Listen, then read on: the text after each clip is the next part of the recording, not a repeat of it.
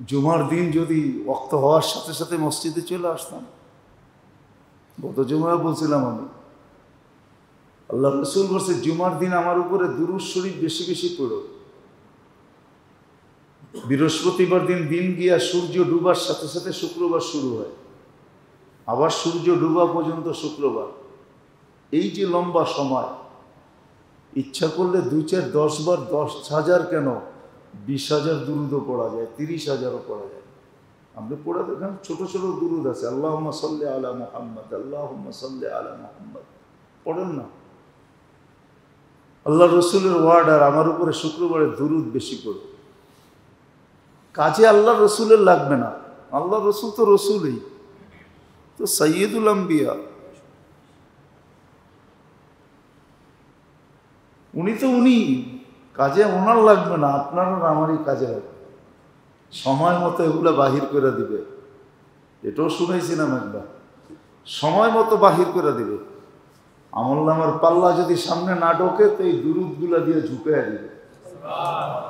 পুলসেরাত যদি হাইওয়ে না হয়, পার হইতে না পারে, হাইওয়ে না হইলে পার হওয়া যাবে না। পুলসেরাত ওই পার হইতে পারবে যেখানে যাওয়ার পরে পুলসেরাত হাইওয়ে হয়ে যাবে। হাইওয়ে যাকে আল্লাহ পার করাবে তার জন্য হাইওয়ে বানায় দিবে, আর যাকে পার করাবে না আল্লাহ, ওর জন্য চিকনই থাকবে, তলোয়ারের মতো দাঁড়িয়ে থাকবে।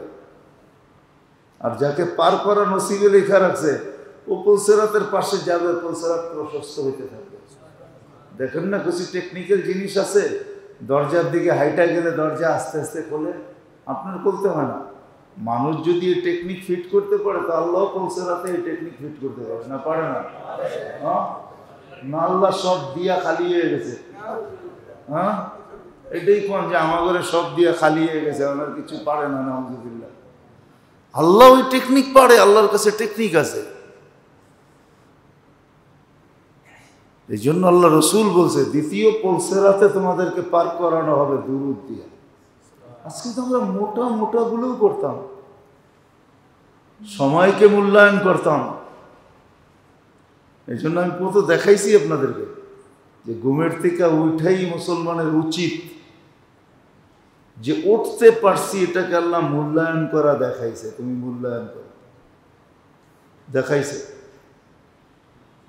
দেখাইছে মূল্যায়ন করা। আলহামদুলিল্লাহিল্লাযী আহইয়ানা বা'দা মা আমাতানা ওয়া ইলাইহিন নুশুর। আবার এটাও বলে দিছে তুমি আজকে উঠাইলে কি হবে, একদিন তো একদিন তুমি তোমার কাছে ডাইকা নিবেই।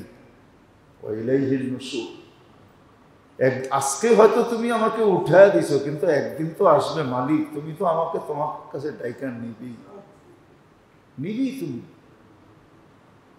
ঘুমের থেকে উঠেই শুকরিয়া আদায় করা। আমি তো বলি মুসলমান যদি 2 ওয়াক্ত নামাজও বাজামাত করতো, 2 ওয়াক্ত নামাজ, ফজর যখন বাজামাত পড়ে তো পড়ার সাথে সাথে আকাশ থেকে একটা নূর আসে, নূর যেটা সে চোখে দেখে না, আর যেই নূর সারা দিন আগামী ফজর পর্যন্ত তাকে সুরক্ষিত করতে থাকে। সেফটি, পিপি পরে না, পিপি কি এর পিপি, আরে বোঝেন কোন দেশে থাকেন আপনারা, করোনার জন্য পিপি পরে না? হ্যাঁ দেখছেন? হ্যাঁ মনে হয় চিনেনই না আপনারা, পিপি সিপি চিনেন? হাসপাতালে গেলে দেখবেন ডাক্তাররা কি পুরা টুরা আসে, হ্যাঁ, আর ভিতরে প্লাস্টিকের, তো ভিতরে কামতে থাকে, 2 দিন পরে ঠান্ডা হওয়ার লাগে, হইতে পারে ওই ঠান্ডায় অন্য কিছু হয়ে যেতে পারে, বাতাস তো ঢোকে না।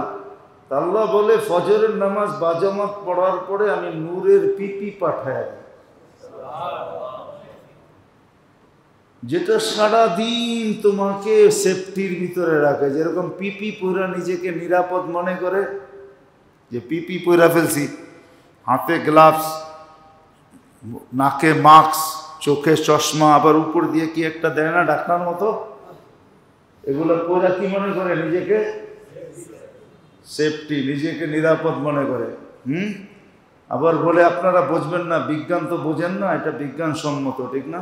বিজ্ঞান দিয়া পার করে দেয়।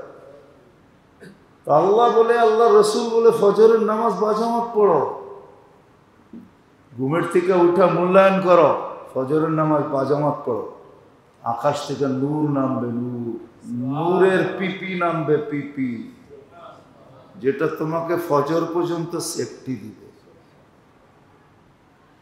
তোমাকে সুরক্ষিত করবে, হেফাজত করবে, সব জিনিস থেকে হেফাজত করবে।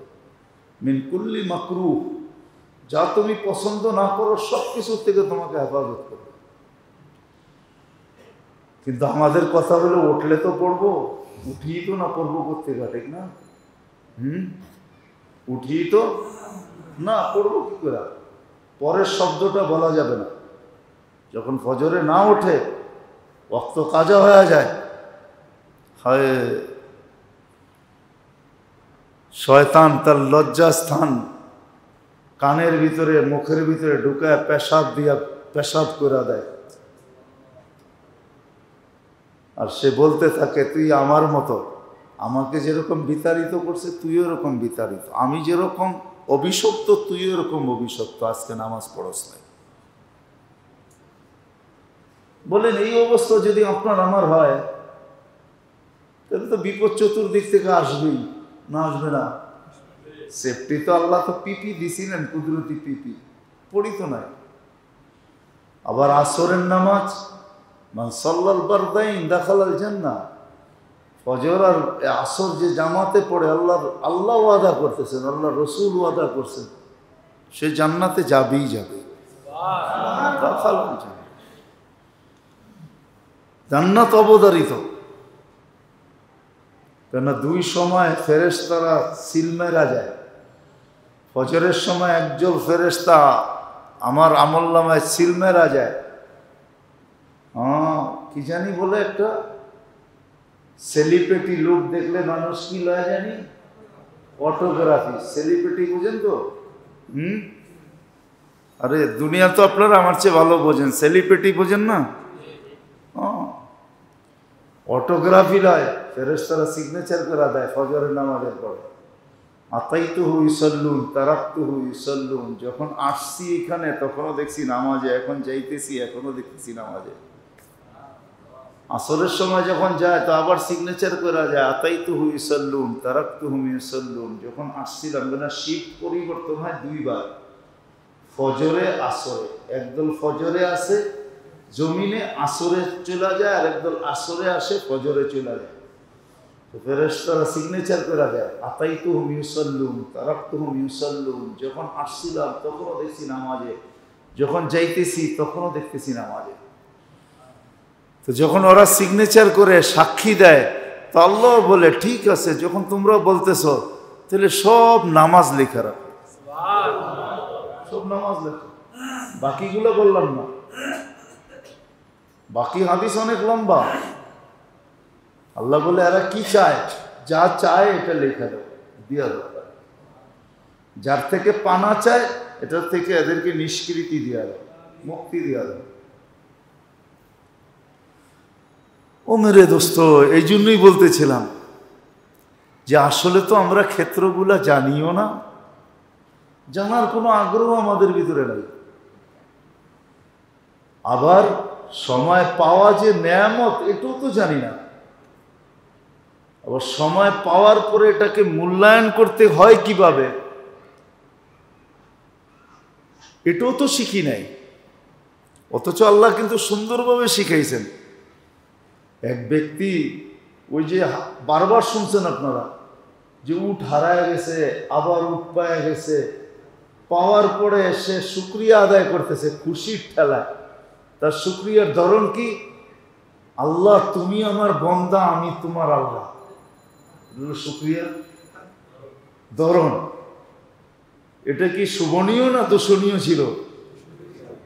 আল্লাহকে কি বলতেছে? তুমি আমার, আমি তোমার রব, তুমি আমার বন্দা। তো আল্লাহ দেখাইছে নেয়ামত পাওয়ার পরে, সুযোগ পাওয়ার পরে শুকরিয়া যদি তুই উল্টা, তুই যদি শুকরিয়া আদায় করতে চাই এলোমেলো হয়ে যাস, তারপরও অসুবিধা নাই, আমরা ওটাকে শুকরিয়া হিসাবে গ্রহণ করেন না। আপনি ভাবেন আল্লাহ উদাহরণ দিতেছে মুসলিম শরীফের রেওয়ায়, যে এই পথিকের চেয়েও হারানো বান্দা যখন আমার কাছে ফিরে আসে তো আমি এর চেয়েও 70 গুণ বেশি খুশি হই। তাহলে এক গুণে যদি ও হারায় যায় থাকে, হারাই তো গেছে, ঠিক না? আল্লাহরে কি বলতেছে? আপনি আমার বান্দা, আমি আপনার রব। কিভাবে হারায় গেছে? এর চেয়ে 70 গুণ যখন আল্লাহ হয় তো কেমন খুশি হয়। আল্লাহ যেন বুঝাইতে চাইতেছেন, সুযোগ পাওয়ার পরে, নেয়ামত পাওয়ার পরে তোমার শুকরিয়া যদি উল্টা পুল্টাও হয়, উল্টা পুল্টাও হয়। অনেক সময় দেখা যায় বাচ্চা ল্যাংটাই সেজদা করে, ঠিক না? কি হ্যাঁ, বাকি সবাই কি করে? দেখা দেখা। আপনি মনে করেন আল্লাহ হাসে নাকি? হ্যাঁ, আল্লাহ খুশিতে হাসে। ওই মা বাবার কপালে এই সেজদা লেখা হয়, মা বাবার আমল নামে এই সেজদা জমা হয়। যেই মা বাবা সন্তানকে সেজদা শিখাইছে। আমার মনে আছে আমার জীবনের কাহিনী। আমি ফজরের পরে কোনো এক দেশে, আমাদের প্রতিবেশী দেশে, এক সময় ফজরের পরে এক শহরে নামছি। ফজরের পরে স্কুলে যেতে হবে, একবারে ফজরের পর কনকনে শীত, মানে ফজর নামাজ ফজরের পরে নামছি, রাস্তায় ফজর পড়েই তারপরে যেয়ে নামছি। এটা আমার দিলে মনে হয় মৌত পর্যন্ত রেখাপাত করতে থাকবে, এই রেখা থেকে যাবে। আমি যখন নামছি এখানে বিরাট বড় গোল চত্বর, চৌরাস্তার, তো ওইখানে একটা মন্দির আছে। তো মারা বাচ্চাদেরকে স্কুলে নিয়ে যাইতেছে। এক বাচ্চাকে মা নিয়ে আসছে, কপাল, মন্দির তো বন্ধ, নিয়ম হলো ওদের চৌখাটেই কপাল দিয়ে সেজদা করে। এখন মা করাইতে চাইতেছে কিন্তু ছেলে করতে চাইতেছে না, কিন্তু মা জোর করে ধরে লাগাইতেছে। এটা যদি সে পুণ্যের হয় যে ওই মা বাবা কত সৌভাগ্যবান। আমি তো মাঝে মাঝে ভাবি, আপনাদেরকে প্রমাণও দিতে পারবো, মা বাবা যারা সন্তানকে এই বেলার থেকে সেজদা শিখায়, এদের এই উলঙ্গ সেজদাও মা বাবার আমল নামায় যায়। হইতে পারে ওই সেজদার কারণেই হয়তো পার হয়ে চলে যাবে,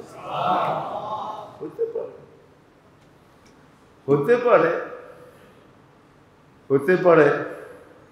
খুশি তো মানুষের ঘরে বৎসরে খুশি এরকমও হয় যেটার ভিতরে কাউকে নারাজ করতে চায় না। যেমন ঈদেও খুশি হয়, ঠিক না? আত্মীয় স্বজন আসলে তো করে খুশি হয়, ঠিক না? কিন্তু বিলকুল যেদিন বিয়ে হইলো, ছেলে সন্তানের বিয়ের দিন, বৌভাতের দিন বা অলিমার দিন, ওই দিনের খুশিটা কিন্তু একটু অন্যরকম খুশি হয়। ওই দিন বলে সুইপারকেও নারাজ করা যাবে না, আজকে খুশির দিন, যে যেরকম আছে কাউকে নারাজ করো না, খুশির দিন, ঠিক না? এটা একটা ভিন্ন খুশি। ঠিক তদ্রূপই কিন্তু অল্প বয়সে, আমরা তো জানিও না, মনে উঠলো এই জন্য বলতেছি, এই জন্য কিতাবে আছে বাচ্চার বয়স যখন 4 বছর 4 মাস 4 দিন হয়, 4 বছর 4 মাস 4 দিন হয়, ওই দিন কোনো আল্লাহওয়ালাকে ডাইকা সর্বপ্রথম তাকে, যদিও সে পড়তে না পারে, ভাঙ্গা ভাঙ্গা মুখে তাকে কোরআন বা কায়দা বা আম্মা পারা এটা সবক তাকে দিয়া দাও, তার হাতে উঠায় দাও। 4 মাস 4 বছর 4 মাস 4 দিনের দিন তার হাতে উঠায় দাও। কোন আল্লাহওয়ালাকে ডাইকা নিয়ে আসো, ওই দিন তাকে সবক দাও। আসলে এটা আলাদা আলোচ্য বিষয় চলে যাবে। আমাদের সন্তানরা আজকে হারায় যেতেছে এই জন্যই, আমরা হারায় দিতেছি, ও হারায় নাই, আমরা হারায় দিতেছি, আমরা ওকে দূরে সরাইয়া দিতেছি। ও নিজে সরে নেয়, তো পরিবেশই পায় না ছোটবেলার থেকে। যাকে এটা আলাদা আলোচ্য বিষয়, কিন্তু পরে একটা সময় আসে চোখে কান্না আসে, কাঁদতে থাকি, কিন্তু এটা কোনোদিন ভাবি না যে ছেলে যে এরকম হইলো, সন্তান যে এরকম হইলো, এটার পিছনে সবচেয়ে বেশি কি বলে এটাকে, সবচেয়ে বেশি অভিনয় কার, সবচেয়ে বেশি অভিনয় অভিভাবকের। আমি তো ওকে নষ্ট করছি, ও তো নষ্ট হওয়ার কথা না। আপনি বলবেন সবাইকে কি মাদ্রাসায় পড়াবো? না না না, স্কুলে পড়ান, তাতে কি আসে যায়। স্কুলেরও হাজারো ছেলে আছে যাদের শুরুটা ভালো ছিল, স্কুল কলেজ পড়া বহুত আছে, বহুত বিসিএস ক্যাডার আছে, এখনো বাপের জুতা বুকে নিয়ে দাঁড়ায় থাকে, বহুত আছে। হ্যাঁ, আবার বহুত আছে একটু টাই লাগাই বাপের কয় তুমি আমার সামনে এসো না, মানুষের পরিচয় দিব কেমনে, দেখো না আমি টাই লাগাইছি, তুমি তো গ্রাম্য পোশাক পরো। আছে, সব লাইনেই আছে, কিন্তু শুরুর থেকে শিক্ষা দিতে হবে। তো যেটা আমি আগে বেড়ে গেছি, আসলে তো আমরা প্রথমত জানি না যে নেয়ামত কোনটা। হায়াতটা কিন্তু নেয়ামত, সুস্থটা কিন্তু নেয়ামত, সুযোগগুলা পাওয়া কিন্তু নেয়ামত। আমি তো বলবো এই সময় সবচেয়ে বড় নেয়ামত যে আপনি আজকে সুস্থ আছেন, আপনি আজকে সুস্থ আছেন, আপনি আজকে সুস্থ আছেন, এটা তো বহুত বড় নেয়ামত। আপনি আর আমি সুস্থ আছি, আজকের দিনটা পাইছি, আবার আশুরা আপনাকে আমাকে আল্লাহ মিলাইয়া দিছেন, আশুরা মিলাইয়া দিছেন আল্লাহ আপনাকে আমাকে, আবার মুহররম পাইছি। এরকম সুযোগ আসতেই থাকবে, সুযোগ আসতেই থাকবে। প্রতি সপ্তাহে একটা সুযোগ আছে, প্রতিদিনেও একটা সুযোগ আছে, মুহূর্তে একটা সুযোগ আছে, প্রতিদিনের ভিতরে একটা মুহূর্ত আছে, সুযোগ আছে, সুযোগ আছে। যেমন বলা হয় আপনি ভাবেন যেরকম বলা হয় পড়লে, আসলে তো আমরা পড়ি না। রাত্রে যদি আপনি শোয়ার আগে, ডেলি শোয়ার আগে, আমরা কিন্তু প্রয়োজনে জর্জরিত। ডেলি শোয়ার আগে আপনি ঘুমানোর আগে 4 রাকাত নামাজ পড়েন, পড়ে ঘুমান, আল্লাহর কাছে চান। 4 রাকাত পড়া, কালকের কি প্রয়োজনটা ওটা আগেই বলে দেন, এটাই সুন্নত, কিন্তু এটাই নিয়ম। আপনি ঘুমের থেকে উঠা বলবেন, এর আগে ঘুমানোর আগেই বলে দেন যে আল্লাহ আমি যদি বেঁচে থাকি কালকে কিন্তু আমার এই প্রয়োজন, লিস্টিটা আমার আল্লাহকে আগেই দিয়ে দেন। যেমন ঘরের থেকে বাহির হওয়ার আগে ঘরের লোকগুলো আমাকে লিস্টি দিয়ে দেয় না, আপনাকে আমাকে লিস্টি দেয় না, দেয় না? বাচ্চা দেয়, ঘরের মহিলা দেয়, তুমি যাইতেছো কিন্তু আনবে বিকালে, আবার যদি বাহিরে যান তো আবার আরেকটা লিস্টি দেয়, তুমি কিন্তু ওইখান থেকে এটা এটা নিয়ে আইসো, ঠিক না?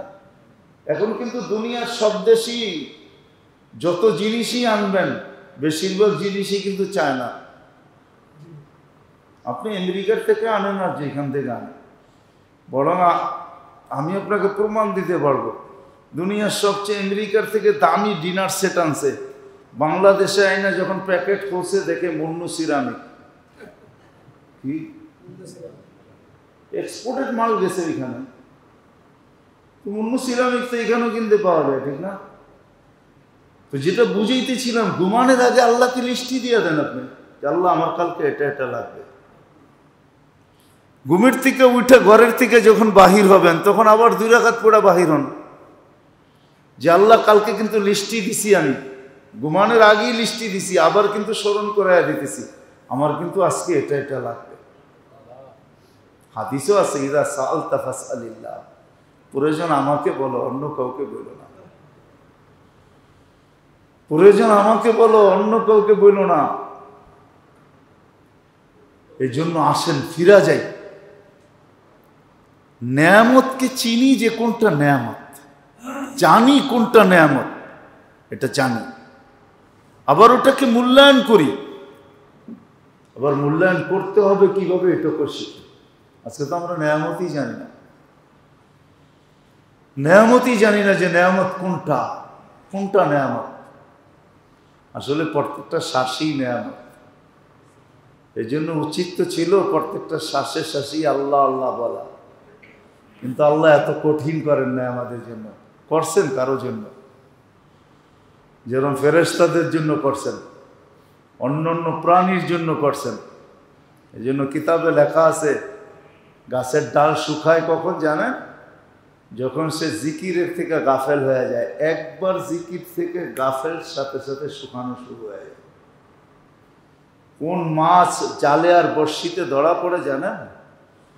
যে জিকির ছেড়ে দিছে, একবারের জন্য জিকির ভুলে গেছে, আল্লাহর সাথে সাথে তাকে বড়শি আর জালে ধরাইয়া দিছে, যা তুই এখন আর আমার যোগ্য না, মানুষের পেটে যাওয়ার যোগ্য, যা চলে যা। কিন্তু আমাদেরকে আল্লাহ এরকম করেন নাই। আমাদের জন্য বড় মেহেরবান, বড় দয়ালু। শ্বাসে শ্বাসে করতে হবে এরকম না। যেমন জান্নাতে তসবিহ হবে শ্বাস প্রশ্বাস, শ্বাস প্রশ্বাস কি হবে? তসবিহ। আপনি তসবিহ পড়বেন শ্বাস প্রশ্বাসে, ছাড়তে টানতে, এটাই আপনার হায়াত। এটার দ্বারাই চিরজীবন বেঁচে থাকবে। এই রু দ্বারা না, যেন তসবিহ দ্বারা বাজবে। বলবে ওটা বন্ধ হয়ে যাবে, বলে না, সিস্টেমই এরকম ফিট করা হবে, আপনি বলতে থাকবেন, থাকবেনই থাকবেন। যেমন ফেরেশতাদের হায়াত হলো তসবিহ, এদের খোরাকও তসবিহ। এরা তসবিহ পড়তেছে, খোরাক হইতেছে, কুওয়াত পাইতেছে। যেমন এক হাদিসে আছে, আল্লাহ যখন আরশকে উঠাইতে বলেন আরশ বহনকারী ফেরেশতাদেরকে, তো তাদের ছোট্ট একটা অভিমত ছিল, কাইফা আতা হাম্মাল আল্লাযী আলাইহি ইজ্জাতুকা ওয়া জালালি। আল্লাহ উঠাবো কি করে যেখানে আপনি উপবেষ্টিত, এটাকে আমরা উঠাবো কি করে? আল্লাহ তসবিহ শিখাইয়া দিছে, কুল লা হাওলা ওয়ালা কুওয়াতা ইল্লা বিল্লাহিল আলিয়্যিল আযীম। এটা পড়। তো ওনারা এটা পড়তে ছিল আর শক্তি পাওয়ার বাড়তে ছিল, বাড়তে বাড়তে আরশকে উঠায় ফেলছে, এখনো ধরে রাখছে, যতদিন আল্লাহ চাবে উঠায় রাখবে। এই জন্য লা হাওলা ওয়ালা কুওয়াতা ইল্লা বিল্লাহ এতটুকুও, বা লা হাওলা ওয়ালা কুওয়াতা ইল্লা বিল্লাহিল আলিয়্যিল আযীম, এটা কিন্তু বিরাট বড় শক্তি। এটা কানজুম মিন কুনুজিল আরশ। আল্লাহ বলছেন যে এটাকে পড়তে পারলো সে যেন আরশের ভান্ডার থেকে একটা ভান্ডারের মালিক হলো। আর আমরা তো জানিই না, চলেন মনে থাকবে কিনা আপনাদের জানি না, বলে দিব, মনে হয়তো নাও থাকতে পারে।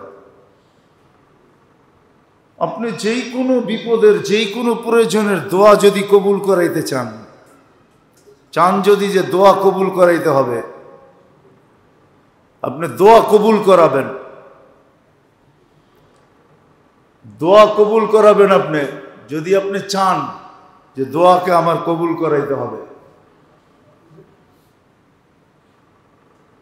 তো আপনাকে কাজ করতে হবে। বাবা তুমি যাও না, আপনাকে যদি কবুল করাইতে চান, আপনি যদি কবুল করাইতে চান তাহলে একটা সিস্টেম আছে। প্রথমে 100 বার আয়াতুল কুরসি, 100 বার দুরূদ শরীফ পড়বেন,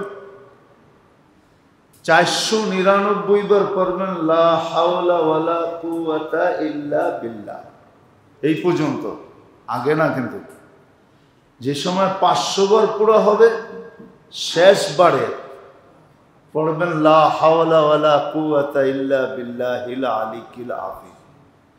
500 পুরো হয়ে গেছে, তারপরে 100 বার দুরূদ শরীফ পড়েন।